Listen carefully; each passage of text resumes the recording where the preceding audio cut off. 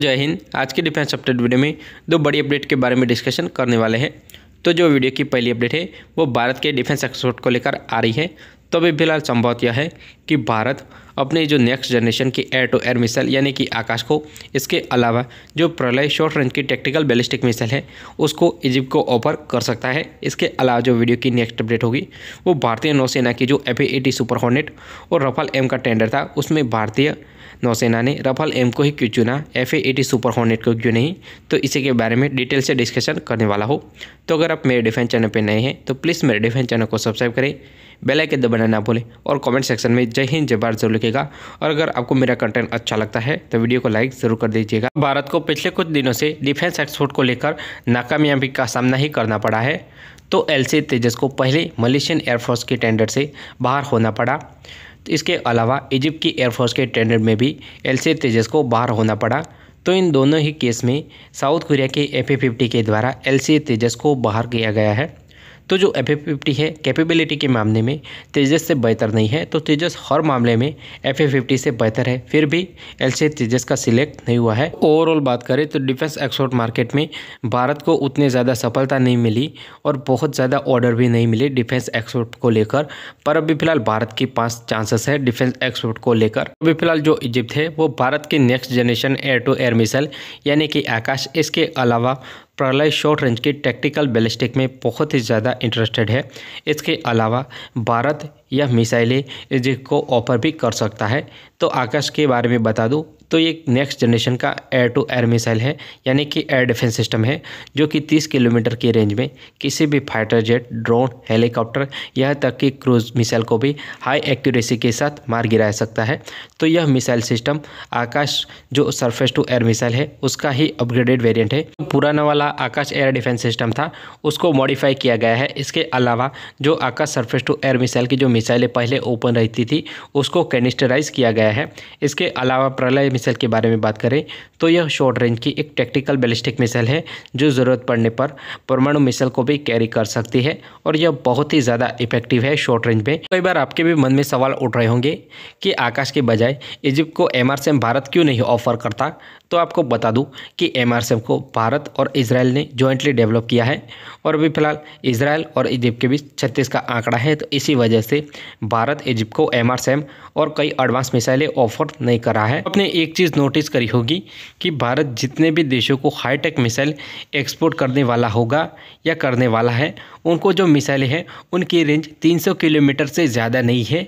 तो ऐसा क्यों है कि भारत एक्सपोर्ट करने वाली मिसाइलों की जो रेंज है वो 300 किलोमीटर से कम ही रख रहा है, उससे ज़्यादा रेंज वाली मिसाइलों को अन्य देशों को एक्सपोर्ट क्यों नहीं कर रहा है। तो उसके लिए एक ग्रुप है MTCR यानी कि मिसाइल टेक्नोलॉजी कंट्रोल रिजिम। तो जिसके गाइडलाइन के हिसाब से अगर जो कंट्री MTCR में नहीं है तो उसको आप 300 किलोमीटर से ज़्यादा रेंज वाली मिसाइल को एक्सपोर्ट नहीं कर सकते हो। तो अभी फ़िलहाल भारत और रशिया दोनों ही MTCR के मेंबर हैं। तो इसी वजह से भारत ब्रह्मोस मिसाइल का हाईटेक वेरिएंट यानी कि 300 किलोमीटर से भी ज़्यादा रेंज वाला मिसाइल रशिया के पास से परचेस कर सकता है या जॉइंटली डेवलप कर सकता है। जो कंट्री MTCR का मेंबर नहीं होगा उसको आप 300 किलोमीटर से अंदर की रेंज वाली मिसाइल ही बेच सकते हो, 300 से ज़्यादा रेंज वाली मिसाइल नहीं बेच सकते हो। तो अभी फिलहाल जो चाइना है वो भी MTCR का मेंबर नहीं है, तो वह किसी भी देश के पास से 300 किलोमीटर से ज़्यादा रेंज वाली मिसाइल को परचेस नहीं कर सकता है। तो इसी वजह से चाइना का जो एयर डिफेंस सिस्टम है S-400 उसकी जो मिसाइलें होंगी उसकी रेंज 300 किलोमीटर के अंदर ही होंगी, क्योंकि रशिया MTCR का मेंबर है, इंडिया भी MTCR का मेंबर है, पर चाइना MTCR का मेंबर नहीं है। हम अपने टॉपिक की ओर वापस आते हैं। तो जो भारत के हथियार होते हैं डिफेंस मार्केट में उनकी काबिलियत भी बेहतर होती है और उनकी जो बिल्ड क्वालिटी है वो भी बेहतर होती है, पर उनकी जो प्राइस होती है वो कंपैरेटिवली थोड़ी ज़्यादा होती है। इसी वजह से एक्सपोर्ट मार्केट में भारत को उतनी ज़्यादा सफलताएं नहीं मिली है। हम वीडियो की नेक्स्ट अपडेट के बारे में बात कर लेते हैं। तो यह चीज़ तो कन्फर्म है कि भारतीय नौसेना अपने एयरक्राफ्ट कैरियर के लिए 26 रफाल एम फाइटर जेट को खरीद सकती है। तो जो रफाल एम फाइटर जेट है उसके फोल्डिंग में भी इशू है। इसके अलावा रफाल एम फाइटर जेट उतना ज़्यादा भारतीय एयरक्राफ्ट कैरियर के साथ फेमिलियर भी नहीं है जितना कि FA-80 सुपर हॉर्नेट है।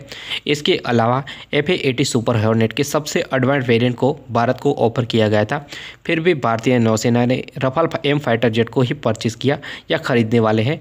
तो FA-80 सुपर हॉर्नेट को भारतीय नौसेना ने चूज या सिलेक्ट क्यों नहीं किया। कैपेबिलिटी के मामले में बात करें तो यह दोनों फाइटर जेट लगभग सेम है, थोड़ा बहुत प्लस माइनस आपको देखने को मिल सकता है।